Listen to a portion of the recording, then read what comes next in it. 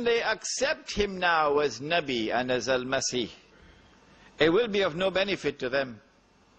Because this is the last moment now, when the eyes are unveiled and you can now see, when death is staring you in your face. Because at that moment, when the Son of Mary comes back, and they can now see, now it's too late. Because now the Muslim army will come and liberate the Holy Land. And no one can stop that army. He said, sallallahu ta'ala alayhi wa sallam, he said, when you see the black flags coming from the direction of Khorasan, go and join our army, even if you have to crawl over ice. Because no one will be able to stop that army until it reaches Jerusalem. وَيَوْمُ الْقِيَامَةِ يَكُونُ عَلَيْهِمْ شَهِيدًا. They now died the worst possible death, knowing that all that they had held on to as truth was falsehood, and all that they had opposed and demonized and rejected as falsehood was the truth. So they die the most horrible of all deaths. And when they are raised for judgment, he gives evidence against them and they go into the hellfire. Who died like that? Who died like that? Yes.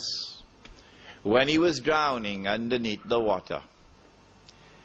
When he was drowning. And death was staring him in his eyes.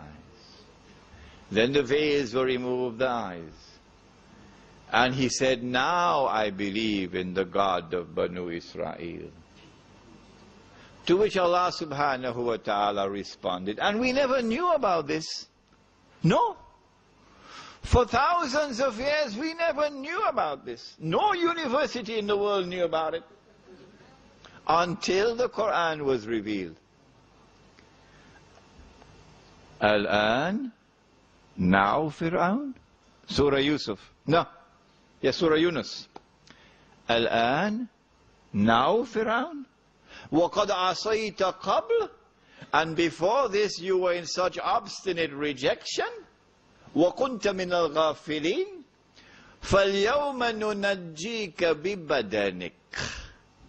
This day we have determined to preserve your physical body. لِتَكُونَ لِمَنْ خَلْفَكَ آيَةً.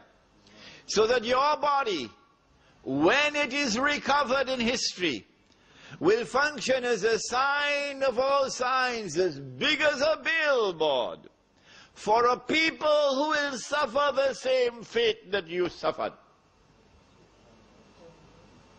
That the countdown has now begun for them. لِتَكُونَ لِمَنْ خَلْفَكَ آيَةً. وَإِنَّ كَثِيرًا مِنَ النَّاسِ عَنْ آيَاتِنَا لَغَافِلُونَ. How pathetic is this language? How sad is this language? He says most people, they don't have time for my ayat. They're too busy. You got to go to work and come back home and earn money to buy the BMW. So they don't have time for my ayat. How pathetic is this language? How sad in this language. وَإِنَّ كَثِيرًا مِنَ النَّاسِ عَنْ آيَاتِنَا لَغَافِلُونَ. They are oblivious of the ayat of Allah, which unfold in the historical process and are as big as billboards facing them. When was the body of Pharaoh recovered? At the end of the 19th century.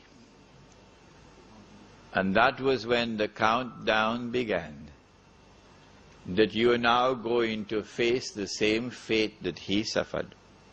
You will die the way he died. Allah subhanahu wa ta'ala now expels them from the Holy Land.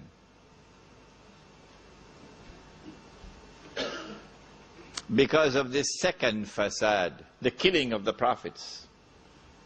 But this time when he expelled them from the Holy Land, it was different from the first time. The first time they lived as one homogeneous community in Babylon.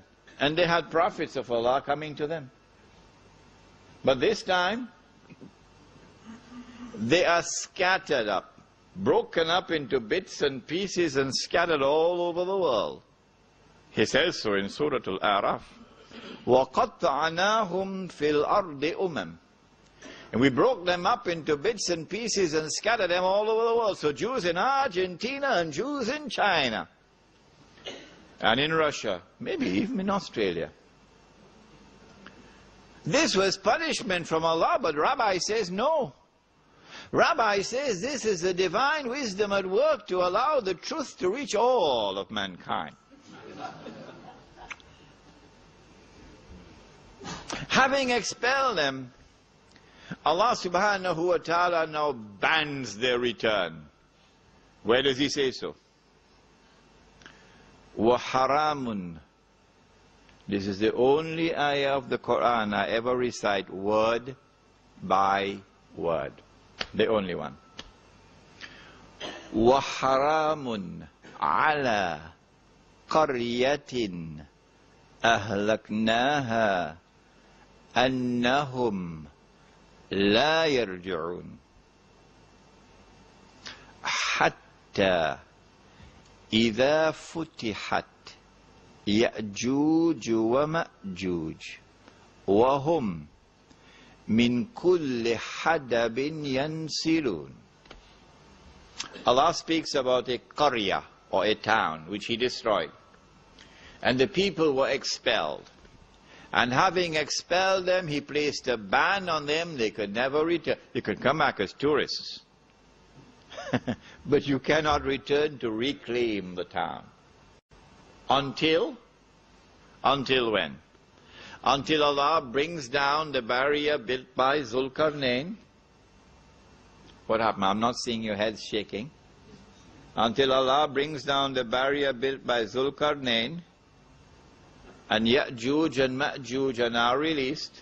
When Ya'juj and Ma'juj are released, number one. Number two, وَهُمْ مِنْ كُلِّ حَدَبٍ يَنْسِلُونَ. And when they spread out in all directions, which is your globalization, and they take control of the world. And of course we know about Gog and Magog, Hadith al-Qudsi, I have created creatures of mind so powerful that none but I can destroy them. Even if we didn't have this hadith in Sahih Muslim, implicit in Surah Al-Kahf is the power, the indestructible power of Gog and Magog. It's there in Surah Al-Kahf.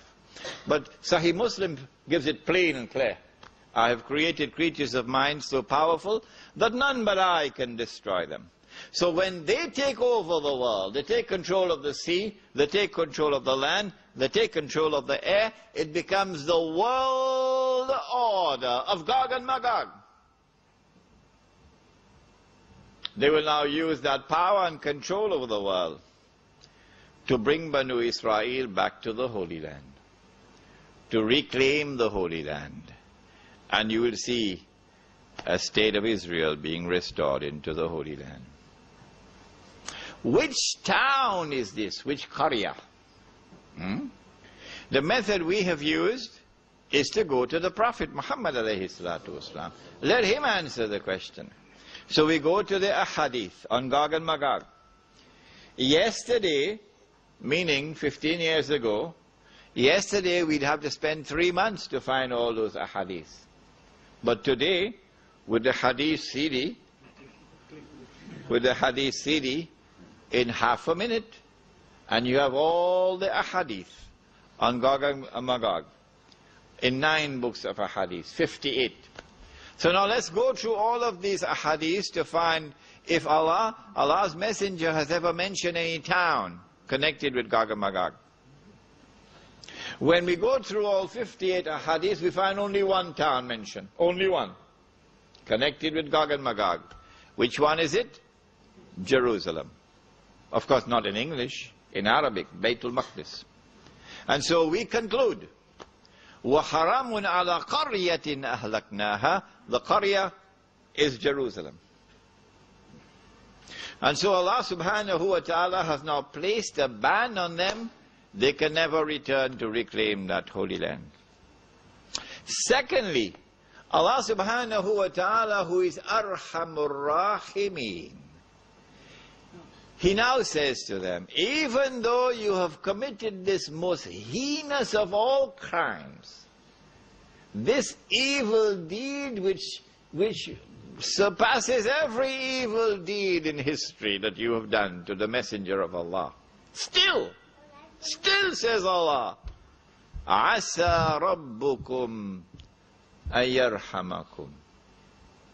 It is still possible that your Lord can have mercy on you. Still possible. What must Banu Israel do to earn Allah's mercy and forgiveness? The answer is at the end of Surah Al-A'raf. When that Nabi comes, who is An-Nabi Al-Ummi, Sallallahu Ta'ala Alayhi Wasallam. When we use the word Ummi, we understand someone who cannot read and cannot write, illiterate. But when the Jew uses the word Ummi, he doesn't mean that. Oh no. He means the one who is not a Jew, Gentile. And we will quote from Surah to Ali Imran to prove this point when we give the lecture on Islam and the international monetary system, inshallah. When that Nabi comes, who is a Nabi al-Ummi, the Prophet who will not be a Jew, he will be a Gentile. If you accept him and believe in him and obey him and follow him and assist him and respect him, then Allah will have mercy on you. But if you do not, and if you return to the Holy Land with your fasad, then mark it down clearly. وَإِنْ عُدْتُمْ عُدْنَا. We will return with our punishment. The first time around, it was a Babylonian army. The second time, it was a Roman army which threw them out of the Holy Land. And if you come back with your fasad after 2,000 years, then we will return with the same punishment. But this time, it will be the army which follows Muhammad sallallahu ta'ala alayhi wa sallam. And so when the Prophet Muhammad alayhi salatu wasalam arrived in Medina after the Hijrah, it was such a dramatic moment in history that it was as though time stood still. And all the heavens are watching. All the Anbiya alayhimussalam are watching. What's going to happen? I mean, it was terrific drama when the Prophet ﷺ arrived in Medina. Because the cream of Jewish scholarship is here in Medina. Bismillah.